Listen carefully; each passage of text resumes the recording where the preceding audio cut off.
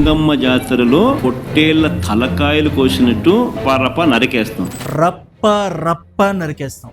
అప్పుడెప్పుడో అల్లు అర్జున్ సినిమాలో వచ్చినటువంటి డైలాగ్ గురించి ఇప్పుడు ఎందుకు అనుకుంటున్నారా?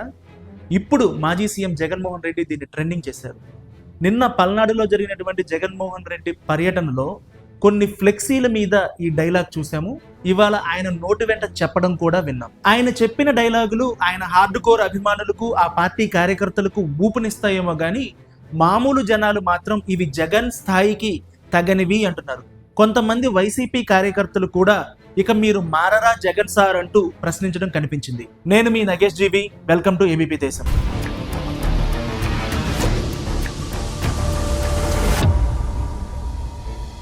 ఏడాది కిందట చనిపోయినటువంటి కార్యకర్త కుటుంబాన్ని పరామర్శించడానికి బుధవారం పరామర్శ యాత్ర చేసినటువంటి వైఎస్ఆర్సీపీ అధినేత జగన్మోహన్ రెడ్డి రేపు మీకు సినిమా చూపిస్తానంటూ నిన్న అక్కడ వ్యాఖ్యలు చేశారు. అన్నట్లుగానే ఆయన ఇవాళ దాదాపుగా 2 గంటల సినిమా చూపించారు. ప్రెస్ మీట్లో ఒక సినిమా డైలాగ్ను కూడా వినిపించారు. అచ్చం అల్లు అర్జున్ లాగా అభినయించి మరీ చూపించారు. రప్ప నరుకుతామని మా వాళ్ళు సరదా పడితే తప్పేంటని ప్రశ్నించారు. వైకాపా అధ్యక్షుడు జగన్మోహన్ రెడ్డి ఈ మధ్య కాలంలో ప్రజల్లోకి ఎక్కువగా వస్తున్నారు. పర్యటనలు కూడా బాగానే చేస్తున్నారు. అయితే ఈ పర్యటనల్లో కార్యకర్తల ఉత్సాహం శృతి మించుతోంది.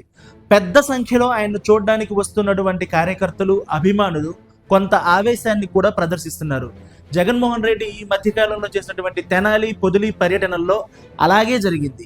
నిన్న అంటే బుధవారం పల్నాడు జిల్లా సత్తెనపల్లి మండలంలోని రెంటపాళ్ల గ్రామంలో చనిపోయినటువంటి తమ కార్యకర్త విగ్రహావిష్కరణ కార్యక్రమంలో కూడా ఈ ఉత్సాహం మరీ శృతిమించింది. టీడీపీ కార్యకర్తలను హెచ్చరిస్తూ కొంతమంది ప్లకార్డులు, ఫ్లెక్సీలను పట్టుకొని వచ్చారు. తొక్కి పడేస్తాము, జగన్ 2.0, అందరినీ నరికేస్తాము అంటూ ఫ్లెక్సీలు ప్రదర్శించారు. ముఖ్యంగా గంగమ్మ జాతరలో వేటలను బలించినట్లుగా రప్ప అంటూ నరికేస్తామంటూ పెట్టినటువంటి ఫ్లెక్సీ మొత్తం ఇంటర్నెట్ అంతా కూడా వైరల్ అయింది.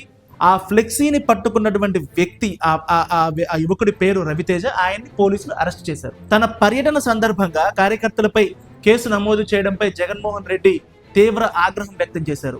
ఫ్లెక్సీలు ప్రదర్శించిన వారిపై కేసుల గురించి జగన్ ఇవాళ జరిగినటువంటి ప్రెస్ మీట్ లో ప్రస్తావనకు వచ్చింది. దానిపై ఆయన స్పందించిన తీరు ఎలా ఉందో సార్ చూడండి. డైలాగ్ చెప్పు మళ్ళీ ఏమన్నా మళ్ళా చెప్పు. పూర్తి డైలాగ్ చెప్పాలా? పూర్తి డైలాగ్ చెప్పది ఏంది? మళ్ళీ చెప్పు, కొంచెం మైక్ తీసుకొని చెప్పు, బాగా వినపడుతుంది నాకు. ఏం జాతరలో? మళ్ళీ చెప్పు. గంగమ్మ జాతరలో పొట్టేళ్ల తలకాయలు కోసినట్టు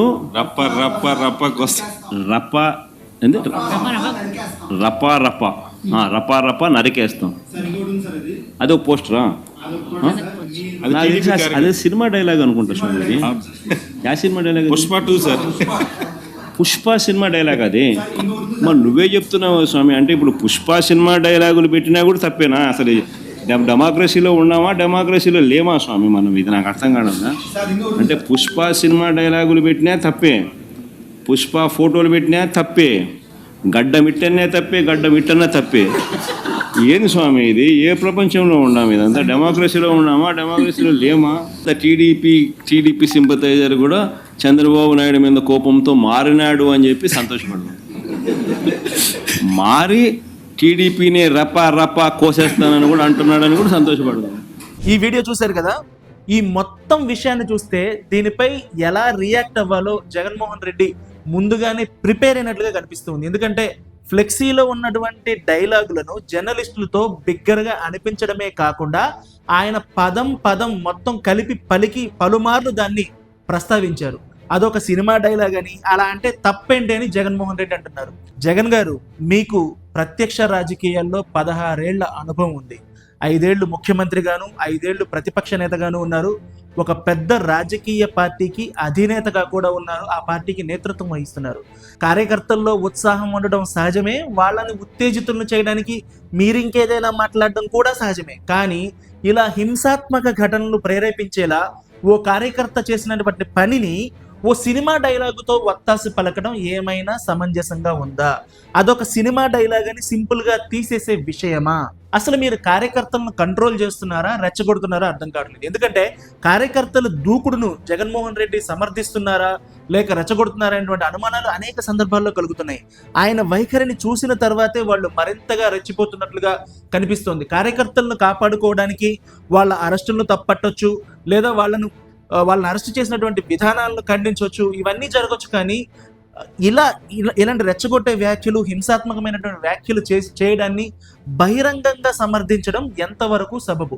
ఇప్పుడే కాదు, జగన్మోహన్ రెడ్డి వ్యవహార శైలి ఇంతకు ముందు కూడా ఇలాగే ఉంది. తెలుగుదేశం పార్టీ కేంద్ర కార్యాలయంపై దాడి చేసిన విషయం అందరికీ తెలుసు. ఎందుకంటే ఆ సందర్భంగా కార్యాలయంలోకి వెళ్ళి దాడి జరిగి చాలా మందికి గాయాలైతే ఆయన చేసినటువంటి వ్యాఖ్యలు ఏంటంటే, నా మీద అభిమానం ఉన్నోళ్ళు చేసుంటారులే అన్నారు. ఆ టీవీ చూసినప్పుడు ఆ బూతులు చూడలేక, ఆ తిట్లు వినలేక ఎవరికో బీపీ వచ్చి అభిమానస్తులు ఆప్యాయత చూపించేవాళ్ళు. ఒక రియాక్షన్ అనేది రాష్ట్ర వ్యాప్తంగా కూడా కనిపిస్తుంది.